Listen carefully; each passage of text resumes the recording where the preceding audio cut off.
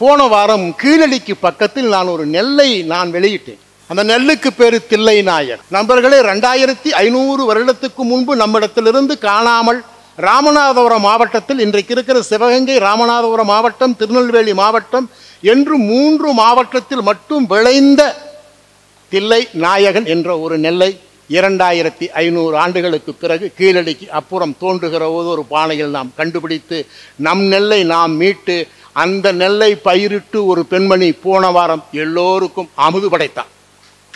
நம்ம 5 விதமாக சாப்பாடு போட்டு வந்தவருக்கெல்லாம் ஒரு 2500 ஆண்டுகளுக்கு முன்பு கிடைத்த நெல்லை மறுபடியும் மீளுருவாக்கம் செய்ய முடியும் என்கிற மண் இந்த மண் என்பதற்கு போன வாரம் கீழடியில் நடந்த நிகழ்ச்சி ஒரு காடுகளிலே ஒரு யானை வயதாகி செத்து போனாள். மனிதர்களே நுழைய முடியாத சில அடர்த்தியான காடுகள் இன்னும் மேற்கு தொடர்ச்சி மலையில் கொஞ்சம் மிச்சப்பட்டிருக்கிறது. அப்படி கொஞ்சம் மிச்சப்பட்டிருக்கிற ஒரு காட்டில் ஒரு வயதான ஒரு யானை செத்து போனால் அந்த யானை மக்கி மறைய 3 மாதங்கள் ஆகும். ஆனால் மேலே இருந்துதான் நமக்கு அமராவதி கீழே வர வேண்டும். அமராவதி மேலே இருந்து கீழே வருகிற இடத்தில் மேலே ஒரு யானை செத்து 3 மாதம் அங்கேயே கிடந்தால் அதன் உடல் அழுகி நிறைய நோய்க்கிருமிகள் கீழே வந்து நமக்கும் நோய் விரைப்பு விடும். ஆக கீழே இருக்கிற சமவெளி மக்களுக்கு நோயை கொண்டு போய் சேர்க்கக்கூடாது என்று எருவையும் பாருக்கழுகளும் யானையை இல்லாமல் ஒரு வாரத்தில் யானை செத்ததுக்கான தடயங்கள் இல்லாமல் செய்து விடுகிறது. அதனால்தான் காடு அழகாக இருக்கிறது. உண்மையிலேயே இந்த இடத்தில் சங்க இலக்கியத்தில் சூழலியல் என்று பேசுகிற போது இந்த பக்கம் பெண்களுடைய இருக்கை நிரம்பி வழிந்து இந்த பக்கம் ஆண்களின் இருக்கை நிரம்பி வழிந்திருக்க வேண்டும். சமமான ஒரு இடத்திலே பெண்களை தந்து பெண்களுக்கு கல்வி தந்த உலகத்தில் முதல் மொழி தமிழ் என்று தமிழராய் பிறந்திருக்கிற பெண்கள் உள்ளபடியே பெருமை கொள்ள வேண்டியது. அவ்வளவு பாடல்கள், அர்த்தபூர்வமான பாடல்கள் என்று சங்க இலக்கியத்திலே பெண்பால் புலவர்களின் பாடலும் இருக்கிறது என்பது ரொம்பவும் முக்கியமான ஒரு விஷயமாக. அன்பான மக்களே, தாராபுரத்தில் ஒரு புத்தக கண்காட்சி மாவட்ட தலைநகரில் நடத்த வேண்டிய அரசினுடைய கண்காணிப்பில் அரசினுடைய உதவியோடு நடத்தப்படுகிற புத்தக கண்காட்சிகளை விடவும் ஒரு தாலுகா அளவில் சின்ன நகரங்களில் நடத்தப்படுகிற புத்தக கண்காட்சிக்கு மரியாதை அதிகம். இப்படியான புத்தக கண்காட்சிகள் தான் நம்மூரில் அது குறிப்பாக நம்மூரில் யாரெல்லாம் திறமையானவர்களோ அவர்களையெல்லாம் மதிப்புப்படுத்துவதற்கு, கௌரவப்படுத்துவதற்கு, பாராட்டுவதற்கான புத்தக கண்காட்சியை பயன்படுத்தி கொண்டிருக்கிறவங்களை பார்த்து நான் நெஞ்சம் நெகிழ்கிறேன். நேர தலைப்புக்கு வர வேண்டியதாக இருக்கு. மொழிகள் குறித்து பேசுவது என்பது அவ்வளவு சிக்கலான. உலகிலே மொத்தமாக இருக்கிற மொழிகள் 17,000 மொழிகள் என்கிறார்கள்.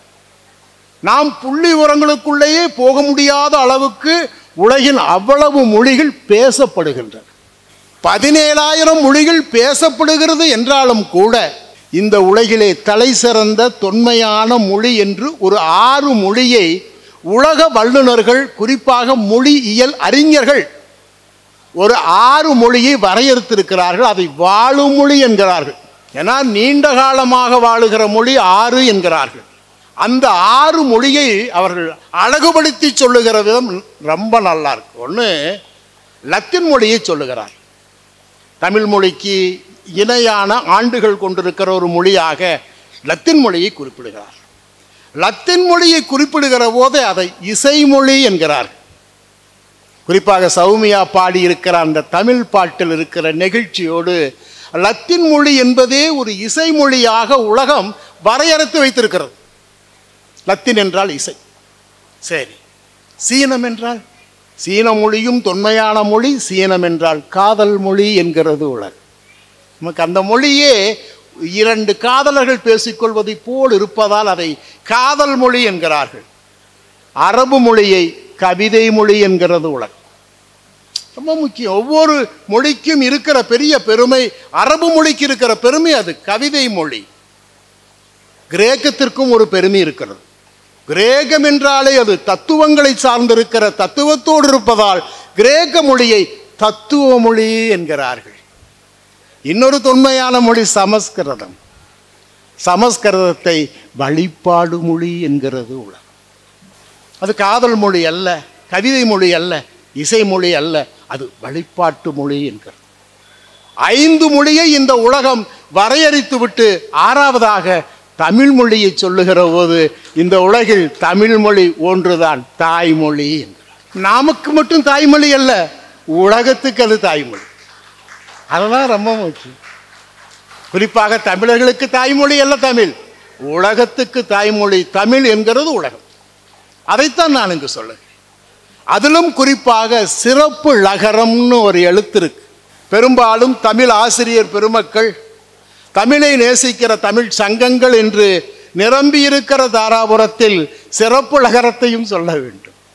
சிறப்பு லகரம் என்கிற அந்த சொல் கருப்பையை குறிப்பதாகவும், பெண்ணினுடைய கருப்பையை குறிப்பதாகவும், கீழே நாம் அந்த இப்படி இழுத்து விடுகிற சுழி தொப்புள் கொடியை குறிப்பதாகவும் இந்த மொழி தொடர்ந்து கருவுட்டு கொண்டே இருக்கிறது, இளமையாக இருக்கிறது, பிற மொழிக்கும் தாயாக இருக்கிறது என்று இந்த உலகம் தமிழ் மொழியை இன்றைக்கும் வியக்கிறது, என்றைக்கும் வியக்கும். அதுக்கு நிகராக இன்னொரு மொழியை சொல்ல முடியாத அளவுக்கு பெருமையும் சிறப்பும் வாய்ந்திருக்கிற ஒரு மொழியைத்தான் சங்க இலக்கியத்தை போல் வேறெங்கும் இலக்கியங்கள் இல்லை, வேறு எந்த மொழிக்கும் செவ்வியல் இலக்கியங்கள் இல்லை என்பதால் தான் நாம் தொடர்ந்து நம்முடைய இயக்கங்களை, நம்முடைய மூதாதைகள் ஏற்படுத்தி இருக்கிற சங்க இலக்கியத்தை பேசுகிறோம். பாரதியோடு அப்படித்தான் சொன்னான். இவள் என்று பிறந்தாள் என்று உணராத இயல்பனை கொண்டவள் எங்கள் தாய். பாரதி மொழி என்று வருகிற போதே அதை எங்கள் தாய் என்கிறான். அது ரொம்ப முக்கியம். அப்போ சங்ககால மக்களின் வாழ்க்கை எப்படி இருந்துச்சு? சூழலையோடும் இயற்கையோடும் இணைந்து வாழுகிற இந்த மக்களை இந்த உலகம் 4 சொற்களில் முடித்து விட்டது. சங்க இலக்கியத்தில் தமிழர்கள் எப்படி வாழ்ந்திருப்பார்கள் என்று ஒரு 4 வார்த்தைகள் முடிக்கிற போதே அது முதல் வார்த்தையாக அறம், அகம், மரம், புறம் என்ற இயற்கையோடு இணைந்து வாழ்ந்த தொல்குடிகள், ஆதிக்குடிகள் தமிழர்கள் என்று இந்த உலகம் நம்மை 4 சொற்களில் அடையாளப்படுத்தி இருக்கிறது. இந்த 4 சொற்களை அடையாளப்படுத்தி இருக்கிற பிற மொழிகளில் இந்த உலகம் எப்படி தோணி இருக்கும்? மனிதனுடைய கேள்வியே முதல் கேள்வி, இந்த உலகம், நாம் வாழ்ந்து கொண்டிருக்கிற உலகம் எப்படி தோன்றி இருக்கும்? எல்லா மொழிகளிலும், தொன்மையான மொழிகளில் எல்லாமே சந்தேகங்கள் கிளம்புது, தேடிக்கொண்டே இருக்கிறார்கள். நிறைய புராணங்களைத்தான் முதலில் பாடப்பட்டது. புராணங்களிலே இந்த பூமி தோன்றியதற்கு பூமாதேவி என்று ஒரு பெயர் கூட நாம் வைத்திருக்கிறோம். பூமாதேவி தான் ஒரு ஒற்றை கையிலே இந்த உலகத்தை அப்படி ஏந்தி கொண்டிருக்கிறாள். அவளுக்கு இந்த கை வலிக்கிற போது அப்படியே இந்த கைக்கு மாற்றுவாள். அப்போது வருவதுதான் நிலநடுக்கம் என்று நமக்கு போதிக்கப்பட்டிருக்கிறது. சூழலியலில் நிலநடுக்கம் எப்படி வரும் என்று உங்களுக்கு தெரியும். ஆனால் பூமாதேவியால் தான் நிலநடுக்கமே வருகிறது என்று நாம் புராணத்தில் புரிந்து வைத்திருக்கிறோம். இன்னொன்று, அட்லஸ்ன்னு ஒருத்தர் நீங்கள் கேள்விப்பட்டிருப்பீங்க. ஒரு சைக்கிள் கூட முதல்ல இருந்துச்சு. அட்லஸ் முதுகிலே பூமி உருண்டை இருக்கும். இந்த அட்லஸ் பூமி உருண்டையை நழுவு விட்டு விட்டால் பூமி எங்கோ போய் தூர விழுந்து விடும். அட்லஸின் முதுகில் இருக்கிற பூமி உருண்டை நழுவிவிடக்கூடாது என்பதற்காக அட்லஸ் உள்ளபடியே கடவுளாக்கப்பட்டால் அட்லஸ் முதுகிலே பூமி இருப்பதாக புராணம் நம்பியது. ஆமாம், அட்லஸ் தான் பூமியின் கடவுளாக இருந்தான். இன்னும் சில பக்கம் சிலந்தி வளை. ஆமாம், பெரும்பாலும் கிரேக்கத்திலே சிலந்தி, ஒரு பெரிய சிலந்தி அந்த பெரிய வளைக்குள் இந்த பூமி உருண்டையை கொண்டு வந்து வைத்திருப்பதாக நம்பினார்கள், வைத்திருப்பதாக புராணங்களும் சொல்லுச்சு. இன்னும் சில பேர் ஒரே வாரத்தில் வானமும் பூமியும் படைக்கப்பட்டது. திங்கட்கிழமை அன்னைக்கு காலையில் தொடங்கி முதலில் வானத்தை படைத்து பிறகு பூமியை படைத்து ஒவ்வொரு உயிராக புல்லு பூண்டென்று ஒவ்வொரு உயிராக படைத்து சனிக்கிழமை வரைக்கும் படைத்து கொண்டே இருந்து ஞாயிற்றுக்கிழமை எனக்கு லீவு வேண்டும் என்று ஓய்வு பெற்றதாகவும் ஒரே வாரத்தில் இந்த உலகம் படைக்கப்பட்டதாகவும் நம்பப்படுகிறது, பேசப்படுகிறது புராணங்களில். இப்படி புராணங்கள் இந்த பூமி எப்படியெல்லாம் படைக்கப்பட்டது என்று பேசிக்கொண்டிருக்கிற நேரத்தில் தொல்காப்பியமும் பூமி எப்படி தோன்றியது என்று உலகத்துக்கு சொல்லுது. தொல்காப்பியம் சொல்லுது, நிலம், நீர், தீ, வள்ளி விசும்போடு ஐந்தும் கலந்த மயக்கம் இந்த பூமி என்று இயற்கை இந்த பூமியை பன்னெடுங்காலமாய் தோற்றிய, அப்படியே தோற்றுவித்த இயற்கையின் படிநிலை வளர்ச்சியை அறிவியலால் என்றைக்கும் மறுதலிக்க முடியாமல் பேசியது ஒரே இலக்கியம் உலகில் தொல்காப்பியம்.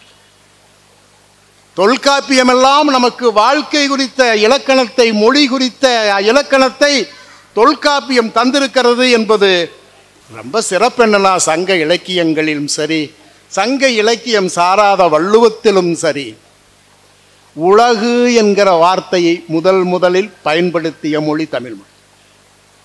உலகு என்றாலே உழல்வது அல்லது சுழல்வது என்று அர்த்தம். இந்த பூமி சுழன்று கொண்டிருக்கிறது என்று பேசி எழுதி வைத்திருக்கிற மொழி தமிழ் மொழி என்பதை நாம் உள்ளபடியே நமக்கெல்லாம் பெருமைதான். சங்க இலக்கியத்திலே எத்தனை பாடல் இருந்தது, எத்தனை புலவர்கள் இருந்தார்கள் என்றெல்லாம் குப்புசாமி ஐயா பேசுகிற போது கூட சொன்னார். சங்க இலக்கியத்திலே எத்தனையோ புலவர்கள் இருந்தார்கள், அதில் இவ்வளவு பெண் புலவர்கள் இருந்தார்கள் என்றெல்லாம் ஒரு பட்டியலை வைத்தார். உண்மையிலே நாம் சங்க இலக்கியத்தை சல்லடை ஓட்டு தேடி தேடி இதுவரைக்கும் சேர்த்து இருக்கிற சங்க இலக்கியத்தின் மொத்த வகைகள் 473 தான். நாம் சங்க இலக்கியங்களில் பெரும்பகுதி இழந்திருக்கிறோம். நம் மூதாதைகளின் படைப்புகளை நாம் பாதுகாக்காமல் விட்டிருக்கிறோம். அது நம் மொழிக்கான இழப்பு. ஆமாம், பெரிய இழப்பு நமக்கு, மொழிக்கான இழப்பு. சங்க இலக்கியங்களை பாதுகாக்காமல் போயிருக்கிறோம். நாம் இதுவரையிலும் பாதுகாத்திருக்கிற சங்க இலக்கியத்தின் எண்ணிக்கை 473 தான். அதில் பெண்பால் புலவர்கள் 41 பேர்.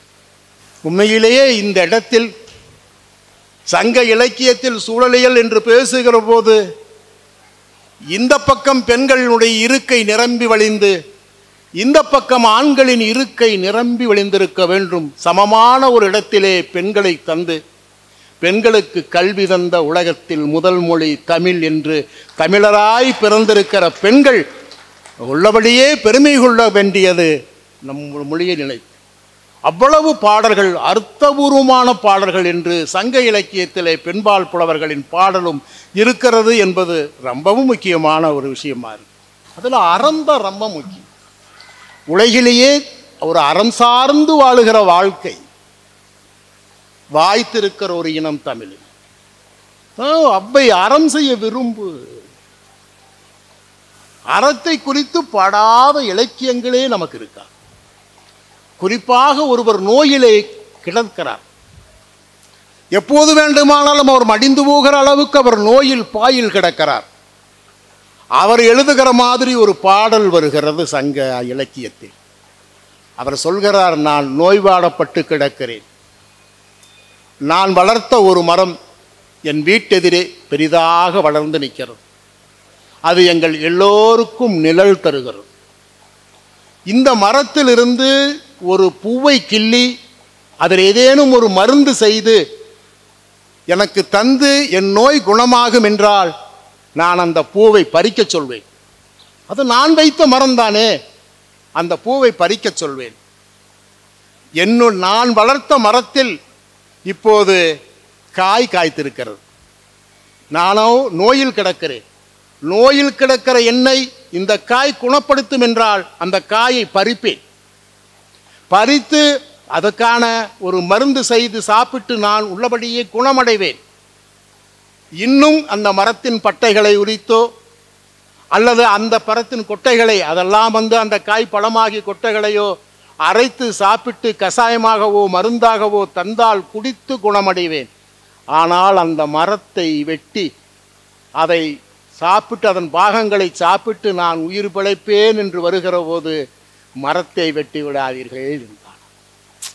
அந்த பாடல் நான் வளர்த்த மரம்தான், ஆனால் நான் பிழைப்பதற்கு நான் வளர்த்த மரத்தை வெட்ட வேண்டும் என்ற வெட்டக்கூடாது என்று சொல்லுகிற அந்த பாடலில் கடைசி வரி இப்படி முடியும்: மரமும் உயிர்தான், மனிதனும் உயிர்தான்.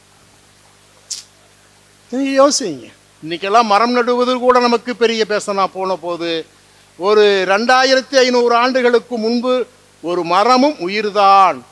சங்க இலக்கியம் அல்ல, நம் தமிழ் இலக்கியம் மரத்தை ஓர் உயிர் என்கிறது. உயிருள்ள ஒன்றுதான் தாவரம் என்பதால் ஓருயிர் என்கிறோம். ஓருயிரை ஒரு மனிதன் மறைக்கிறான். மரமும் உயிர்தான், மனிதனும் உயிர்தான். உயிர் கொன்று உயிர் பிழைப்பது நன்று அன்று. உயிர் கொன்று உயிர் பிழைப்பது ஆகாது என்கிற ஒரு பெரிய செய்தியை, அறம் சார்ந்த செய்தியை, தாவரங்களின் மீது தமிழர்கள் வைத்திருக்கிற பேரன்பை உலகுக்கு சொல்லுகிற இந்த பாடலுக்கு நிகராக உலகத்தில் எந்த பாடலும் இல்லை. ஒரு சங்க பாடலிலே ஒரு மழை வருகிறது, பெரும் மழை. இன்னைக்கு வருவதெல்லாம் இதுவரையிலும் பேயாத மழை. மேக வெடிப்பென்றெல்லாம் அதற்கு பெயர் வைத்திருக்கிறார்கள். மேகம் ஒரு காலத்திலும் வெடிப்பதில்லை. இன்றைக்கு வருவதெல்லாம் இதுவரையிலும் பேயாத பெருமழை, மாமழை அன்று. ஒரு கிழவனும் அவனுடைய பேரனும் பாடிக்கொள்கிற மாதிரி, அவர்கள் இருவரும் பேசிக்கொள்கிற மாதிரி ஒரு பாடல், சங்க பாடல் வரும். அந்த பாடலில் இந்த மாமழை 3 நாள் பெய்து கொண்டே இருக்கும். அடாத மழை, அது விடாது பெய்து கொண்டே இருக்கும் 3 நாள். 3 நாட்களும் வெளியே வராமல் குடும்பத்துக்குள்ளே முடங்கி கிடக்கிறார்கள். முடங்கி கிடத்த பிறகு நாம் இப்போது இருப்பது இரவிலா பகலிலா சந்தேகம் வந்து விடுகிறது. நம்ம இரவில் இருக்கிறோமா பகல் இருக்கிறோமா? 3 நாள் வீட்டை விட்டு வெளியே வரவில்லை. அவ்வளவு மழை பெய்து கொண்டே இருக்கிறது. வெள்ளப்பெருக்கு எங்கும் நேரவில்லை. அதான் ரொம்ப முக்கியம். பிறகு சிறுவன் கேட்கிறான், ஐயா இது என்ன, இரவா பகலா? நான் எப்போது தூங்க வேண்டும், எப்போது விழிக்க வேண்டும்? பெரியவர் சொல்கிறார், மெல்ல இந்த கதவை நீக்கு. கதவை நீக்கி நம் வாசல் முற்றத்தில் இருக்கிற பீர்க்கங்குடி பூத்திருக்கிறதா என்று பாருங்கிறார் ஒரு கிழவர். அந்த பேரன் மெல்ல எழுந்து வந்து தன்னுடைய கதவை அப்படி நீக்கி பார்க்கிறான். பீர்க்கங்குடியில் மஞ்சள் நிறத்தின் பூக்கள் பூத்திருக்கிறது. தன்னுடைய ஐயா கிட்டே சொல்லுகிறான், ஐயா வாசலில் பீர்க்கம்பூ பூத்திருக்கிறது என சொன்னபோது கிழவன் சொல்வான், இது மாலை 5 மணி இருக்கும். ஒரு இயற்கையோடு அவன் எப்படி வாழ்ந்திருக்கிறான், சூழலோடு எப்படி வாழ்ந்திருக்கிறான் என்பதை ஒரு பூவையே கடிகாரமாக்கி காலத்தை தீர்மானித்தவர்கள் நம் மூதாதையர்கள். எனக்கு முன்னால் ஒரு கடிகாரம் ஓடிக்கொண்டுதான் இருக்கிறது. என்னுடைய செல்போனிலும் என்னால் நேரம் பார்க்க முடியும். ஒவ்வொருவர் கையிலும் கடிகாரங்கள் இருக்கிறது. ஆனால் செல்போனில் ஓடுகிற நேரமும் எனக்கு முன்னால் இருக்கிற கடிகாரத்தில் ஓடுகிற நேரமும் உங்கள் கையில் கட்டப்பட்டிருக்கிற வாட்சியில் ஓடுகிற நேரமும் சரியான நேரம் அல்ல, அனைத்தும் பிழையான நேரம். மயில்சாமி அண்ணாதுரை வந்து உங்களுக்கு இதை விளக்கமாகவே சொல்வார்.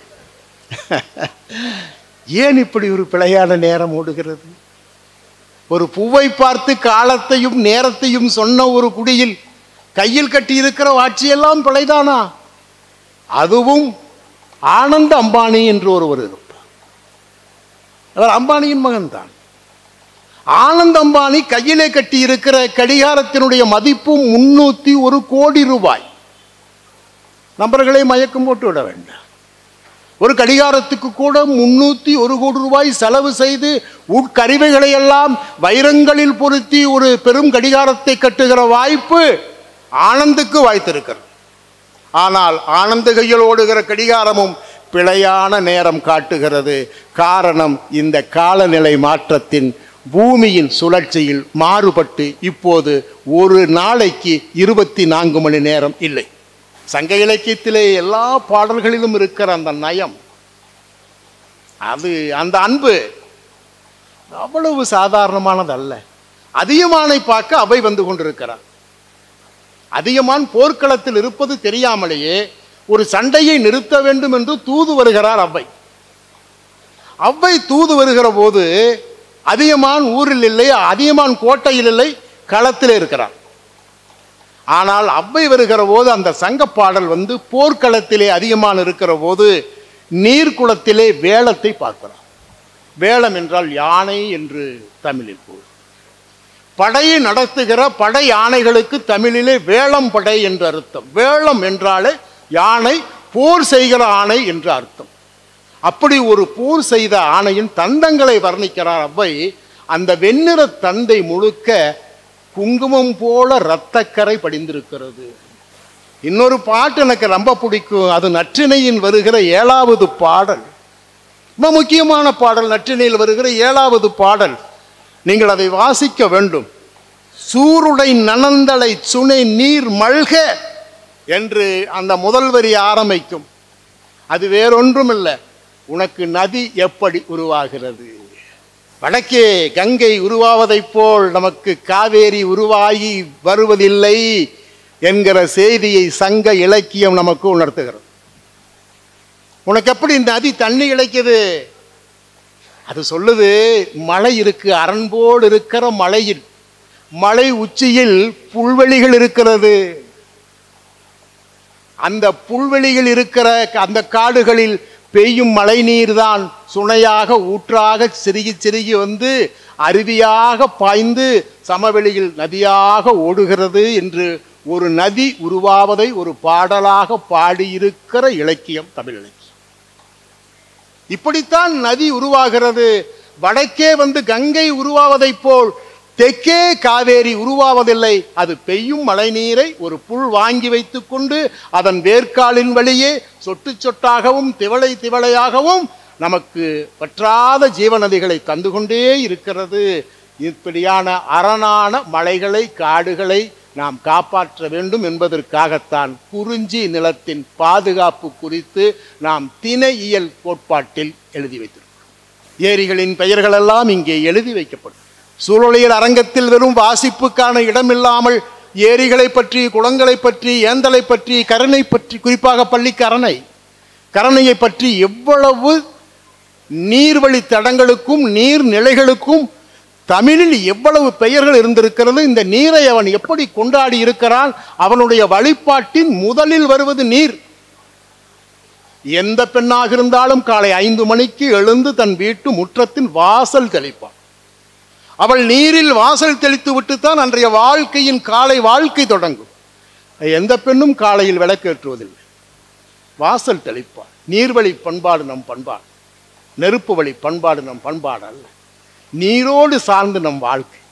நாம் உள்ளபடியே கருவறையிலும் நீரில் இருக்கிறோம், கல்லறையிலும் நீரில் இருக்கிறோம் என்று மண்ணோடு மண்ணாக இருப்பது தமிழர்களின் வாழ்க்கை என்பதையெல்லாம் சங்க இலக்கியங்கள் பேசி, ஒரு நதி உருவாவதை பேசி, அமராவதி நதி குறித்தும் கூட சங்க இலக்கியம் பேசியிருக்கு. இது ஆம்பூர்ணை நதி தான். இது அமராவதி என்பதெல்லாம் ஒரு பாலி மொழி என்று சங்க இலக்கியம் நமக்கு உணர்த்துகிறது.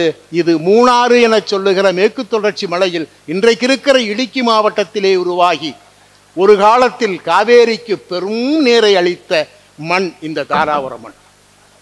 சாதாரணமான மண்ணாக நீங்கள் எடுக்க வேண்டாம். வரலாற்றிலே தாராபுரத்துக்கு என்று ஒரு பெரிய இடம் இருக்கு.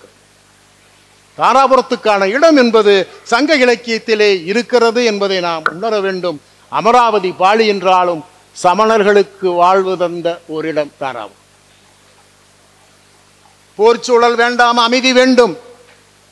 இந்த மக்கள் அமைதியாக வாழ வேண்டும், தொடர்ந்து கல்வி கற்க வேண்டும் என்று எண்ணி மூணாறு தொடங்கி இந்த தாராபுரம் பகுதியில் முழுக்க, குறிப்பாக உடுமலை அந்த கொழுமம் வழியாக சமணர்கள் வாழ்ந்த தொல்லட்சங்கள் இன்றைக்கும் தோண்ட தோண்ட கிடைக்கும்.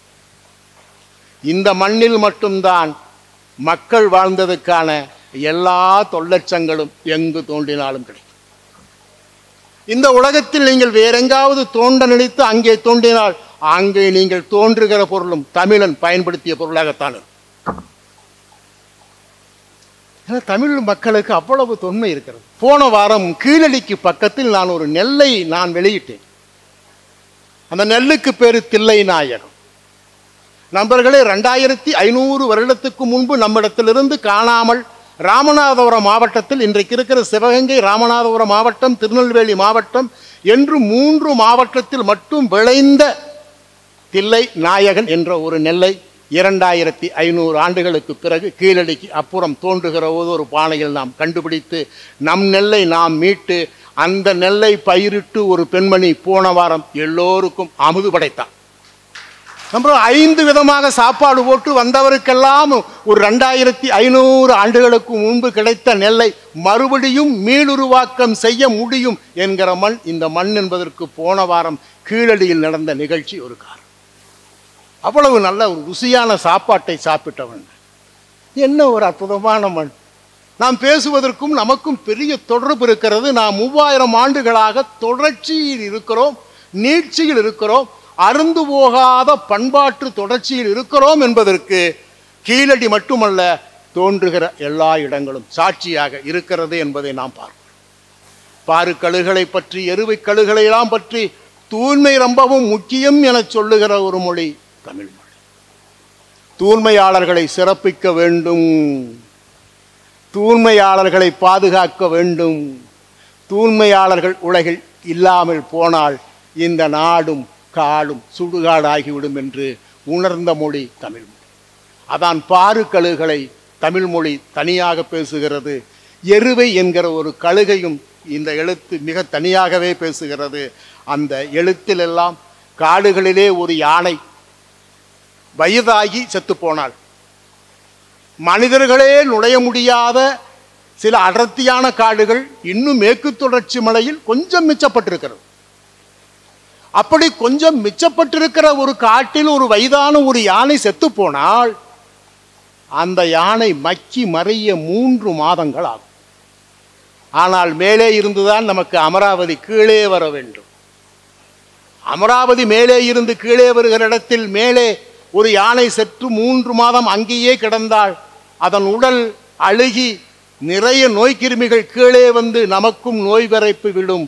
ஆக கீழே இருக்கிற சமவெளி மக்களுக்கு நோயை கொண்டு போய் சேர்க்கக்கூடாது என்று எருவையும் பாருக்கழுகளும் யானையை இல்லாமல் செய்துவிடும்.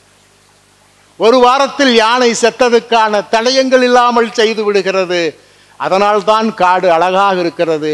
காடு அழகாக இருப்பதால் நாடு அழகாக இருக்கிறது என்கிறது சங்க இலக்கியம் என்பதை நீங்கள் உள்ளபடியே உணர வேண்டியதாக இருக்கிறது. ஆக தூய்மையாளர்கள் பாதுகாக்கப்படுவார்கள், தூய்மையாளர்கள் பாதுகாக்கப்பட வேண்டும் என்று உணர்த்தி இருக்கிற மொழியும் ஒன்றுதான். நற்றினை ஒரு பாடலிலே ஆந்தையை பற்றியெல்லாம் நாம் படிக்க வேண்டும். நாம் வெறும் பறவைகளை இங்கே ஒட்டி இருக்கிறோம். கொங்கூரில் இருக்கிற பறவைகள் இங்கு இருக்கிறது. தாராபுரத்திலே பார்க்கிற பறவைகளையும் நாம் ஒட்டி இருக்கிறோம். நம் குழந்தைகள் பார்க்க வேண்டும், பள்ளி குழந்தைகள் பார்க்க வேண்டும்.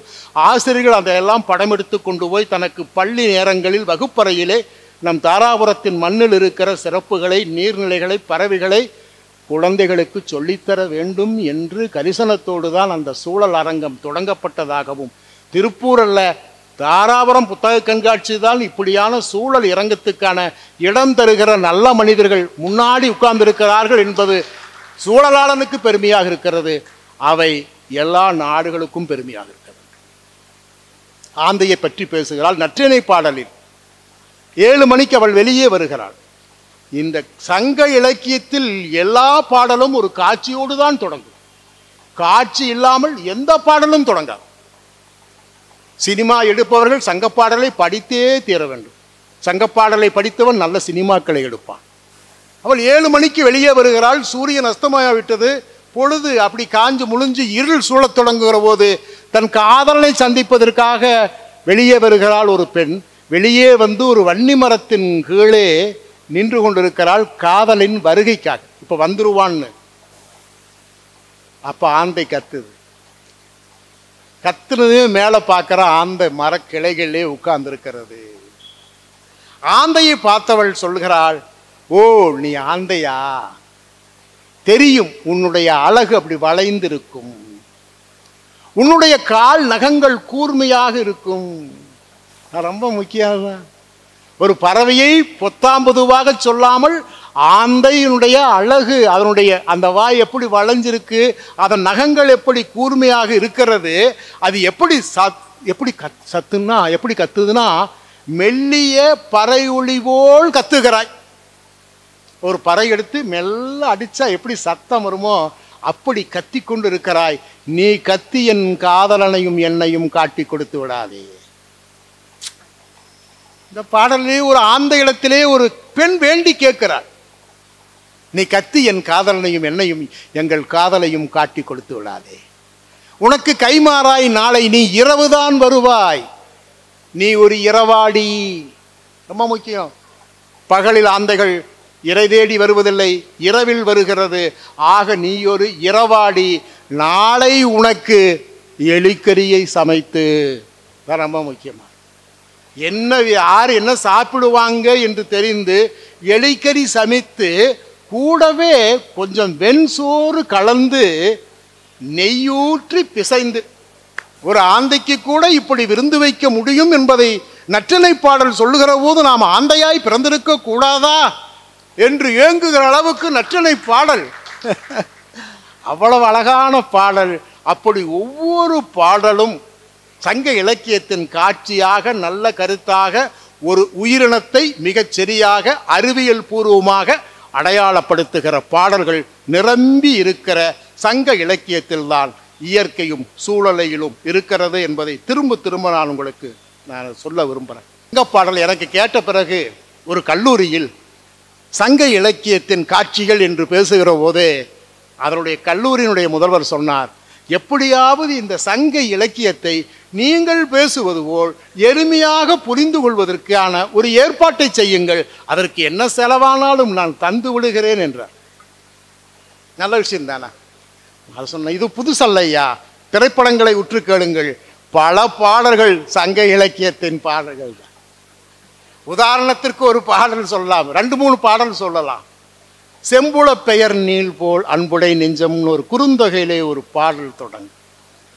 எந்தையும் நுந்தையும் யாரு, எப்படி காதலை அவன் போற்றுகிறான், காதலுக்கு எவ்வளவு மரியாதை தருகிறான், உன் அப்பா உன் அம்மா யாருன்னு தெரியாதரா, நாம் எப்படி நம்முடைய நெஞ்சங்கள் இணைந்தன என்ற ஒரு பாடல் வருகிறது. அதே போல நம் ரஜினிகாந்த் நடித்த ஒரு படத்திலே அதே காட்சியை பாடலாக வைத்திருப்பான். அந்த பாடல் இப்படி தொடங்கும், ஒரு தங்க ரதத்தில் பொன் மஞ்சள் நிலவு. அப்படித்தான மோகன், இந்த ராஜமோகனுக்கு தெரியும்.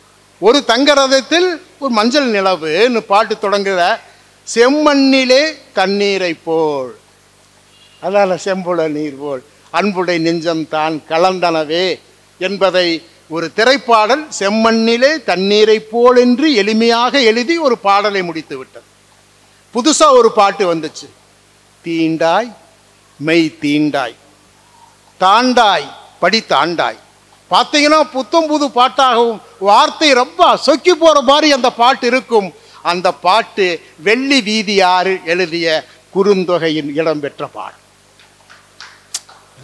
எவ்வளவு புதுசா தெரியுது, நவீனமா தெரியுது. இதெல்லாம் குறுந்தொகையிலே வெள்ளி வீதியார் எழுதிய பாட்டுத்தான் தீண்டாய் மெய் தீண்டாய்.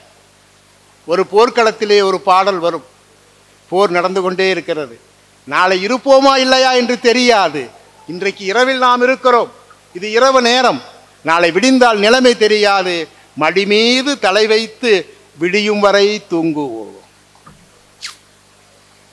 சங்க இலக்கியத்திலே பாடல், சினிமாவில் அப்படியே ஒரு பாடல் வரும், மடி மீது தலை வைத்து விடியும் வரை தூங்குவோம் என்பது கலிங்கத்து பரணையில் போர்க்களத்தில் எழுதிய பாடல். சங்க இலக்கியம் எவ்வளவு வாழ்க்கையை உற்று பார்க்கிறது, கிடைத்திருக்கிற வாய்ப்பை பயன்படுத்தி வாழ வேண்டும் என்று நமக்கு வலியுறுத்துகிற பாடல்கள் இருக்கு. அந்த சிவகாமி மகனிடம் சேதி சொல்லடி, என்னை சேரும் நாள் பார்க்க சொல்லடி, ஒரு பாட்டு இருக்கு. அந்த சிவகாமி மகனை சேதி சொல்லுன்னு நம்முடைய சங்க இலக்கியத்தில் வருகிற எல்லா தலைவுகளும் தலைவனுக்கு தூது விட்டே ஓய்ந்து போன. தலைவன் போய் தன்னுடைய எதையேனும் தேடி வருகிறேன், திரவியம் தேடி வருகிறேன், போர்க்களத்துக்கு போகிறேன் என்று போனவன் எப்போது திரும்புவான் என்று ஏங்கி ஏங்கி செத்த நம் பாட்டிகளின் வரலாறு சங்க இலக்கியத்தில் இன்னும் உயிர் மூச்சா இருப்பதை நீங்கள் மீண்டும் ஒரு முறை படிக்கவும். நம் முன்னத்தை பாட்டிகளை எல்லாம் தவிக்கி விட்டு நம் பாட்டன்கள் செய்திருக்கிற அட்டுழியங்களை நீங்கள் சங்க இலக்கியத்தில் தான் படிக்கணும். அதனால் தான் அவள் எல்லா இடத்திலும் தூது விடுகிறாள். அவள் தூது விடாத இடமே இல்லை, எதனிடத்திலும் தூது விடுவாள். அன்னம் விடு தூது, கிளி விடு தூது, கிள்ளை விடு தூது என்று எல்லோரிடத்திலும் தூது விடுவதற்கு காரணம் தன் துணைவன் என்னோடு இல்லை என்கிற ஏக்கம் நம் பாட்டிகளை வதைத்து கொண்டே இருந்த விஷயங்களை சங்க இலக்கியம் மிகச்சரியாக பதிவு செய்து அவ்வை கூட ஒரு பாடல் எழுதியிருப்பார். நான் உன்னை நீங்க மாட்டேன், நீங்கினால் தூங்க மாட்டேன். என்னையா நம்ம எழுதிடுவோம் புதுசா, நான் உன்னை நீங்க மாட்டேன், நீங்கினால் தூங்க மாட்டேன். ஔவையார் சங்க இலக்கியத்தை நீங்கள் வெகுவாக லகுவாக மொழிபெயர்த்து சங்க இலக்கியத்தை உள்வாங்கி சமகால மொழியோடு பேசினால் நம் சிறுவர்களுக்கும் புரியும் என்று சொல்லி இன்றைய நாளில் நாம் உள்ளபடியே அந்த சங்க இலக்கியத்தை எளிமையாக்குவதற்கான வேலையை நாம் செய்ய வேண்டும் என சொல்லி படைப்பாளிகளை சொல்ல வேண்டும். சங்க இலக்கியத்திலே படைப்பாளிகள் புலவர்கள் பட்ட பாட்டை சொல்லாமல் சங்க இலக்கியத்தை முடித்துவிட்டால் நான் வரலாற்று பிழைக்கு உரியவனாக மாறிவிடுவேன்.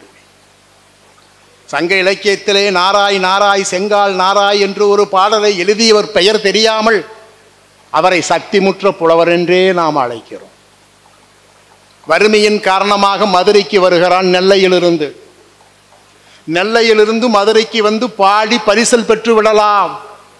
பரிசல் பெற்றுவிட்டால் நம் வறுமை நீங்கிவிடும். குடும்பத்திற்கு காசு இல்லை, மனைவி சமைப்பதற்கு அரிசி இல்லை என்று அவன் மன்னனிடத்திலே பாட வருகிறான்.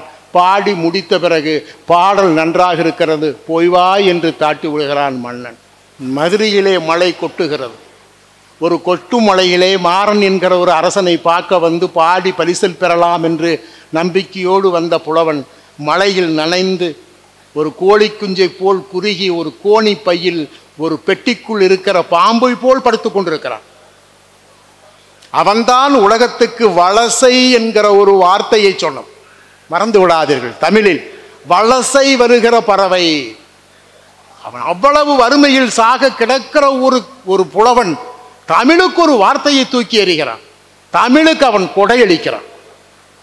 வலசை வருகிற பறவை நாராய் நாராய் செங்கால் நாராய், பழம் படு கிழங்கு பிளந்தன்ன பவள கூர்வாய் சென்னாய் சென்னங்க செங்கல் நாராய் என்று ஒரு பறவையின் உருவத்தை சொல்லிவிட்டு நீ வடக்கு இருந்து தெற்கேதான் போகிறாய். போகிற வழியில் என் மனைவி இருப்பாள். சொல், உன் கணவன் இப்படி சிக்கலில் மாட்டியிட்டான், உன் கணவன் ஏமாந்து விட்டான், மன்னன் தருவான் என்று வந்து பாடி ஏமாந்து மலையில் நனைந்து உயிரை கையில் பிடித்து கொண்டு இங்கே கிடக்கிறான். என்னுடைய வழியை என் வேதனையை நீ மனைவியிடத்திலே பகிர்ந்து சொல், நான் எப்போது வருவேன் என்று அவள் காத்திருப்பாள். அந்த வீட்டினுடைய சுவர் எப்போது வேண்டுமானாலும் விழும். அந்த வீட்டின் சுவற்றில் ஒரு கருணாகம் இருப்பதையும் நான் கண்டேன். பத்திரமாக இருக்க சொல் என்று பறவையிடத்திலே ஒரு புலவன் வறுமையிலும் வாழ்வின் கடைசி வழிகளிலும் ஒரு பறவையோடு பேசுகிறான் என்றால், ஒரு படைப்பாளியை காப்பாற்றாமல் போன சமூகத்துக்கும் நாம் சொந்தக்காரர்கள் என்பதை நாம் புரிந்து கொள்ள வேண்டும். இன்னொன்று தாராபுரத்தோடு தொடர்புடைய கொடுமணம் என்ற ஒரு ஊர் இருக்கிறது. அதை இன்றைக்கு கொடுமணல் என்கிறோம். கொடுமணலை பற்றி கபிலர் பாடுகிறார். ரொம்ப முக்கியம். கொடுமணத்துக்கு கபிலர் வருகிறார். கபிலர் வருகிற போது பாணர் என்பவரெல்லாம் பாடுகிறவர்கள். அவர்கள்தான் தமிழின் இசை யாழ் இசையை முதலில் இசைத்தவர்கள் பாணர்கள் தான். யாழ் இசையை கண்டுபிடித்து இசைத்தவர்கள். தன்னுடைய மனைவிமார்கள் பாடினியர்கள் ஆடுவதற்காக முழவு என்கிற ஒரு இசைக்கருவியை கண்டுபிடித்த இசை வல்லுநர்கள். அவர்கள் கொடுமணத்தில் வாழ முடியவில்லை. ஒரு இசைக்கருவியை கண்டுபிடித்தவர்கள், ஒரு இசைக்கருவியை மீட்ட தெரிந்தவர்கள். ஒரு இசைக்கு ஆடுகிற பெண்ணுக்கும் ஒரு இசைக்கிற ஆணுக்கும் அவர்கள் எந்த சம்மானமும் தர முடியாமல் ஒரு ஏற்றுமதி நகரமான தொழில் நகரமான 2400 ஆண்டுகளுக்கு முன்பு கொடுமணலில் இருந்து அவர்கள் வறுமையில் இருக்கிற போது கபிலர் வந்து சொல்லுவார், இங்கே இருக்காதே, இங்கே இருந்தால் தொழில்நகரத்தில் இசை கேட்கிற பாடல் கேட்கிற ஆட்டம் பார்க்கிற மக்கள் இல்லை. அவர்கள் ஏற்றுமதியிலும் பணம் சேர்க்கிறதிலும் துடியாக இருக்கிறார்கள். இங்கே இருந்து உடனடியான கரூர் போ, அதுவும் தாராபுரத்தின் வழியாக போ. எவ்வளவு முக்கியமான ஒரு படைப்பாளியை நடந்தே பந்தர் என்கிற அந்த மன்னனை பார்க்க கரூருக்கு போய் அவன் இசை மீதும் பாடலின் மீதும் ஆடலின் மீதும் அக்கறை கொண்டவன். அவனிடத்திலே பாடு, அவனிடத்திலே உன்னுடைய முழவை, அவனிடத்திலே உன்னுடைய ஆளிசையை நீ இசைத்து அவனிடத்திலே கொஞ்சம் பணத்தை வாங்கி கொண்டு வந்து இந்த கொடுமணத்தில் நீ வாங்கியிருக்கிற கடனையெல்லாம் கட்டிவிட்டு கடனோடு வாழாதே. கடனோடு வாழுகிற கலைஞன் நொந்து நொந்து சாவான். ஒரு கலைஞன் சாவது என்பது கலை சாவதற்கு நிகரானது. ஒரு புலவன் சாவது என்பது தமிழ் சாவதற்கு நிகரானது.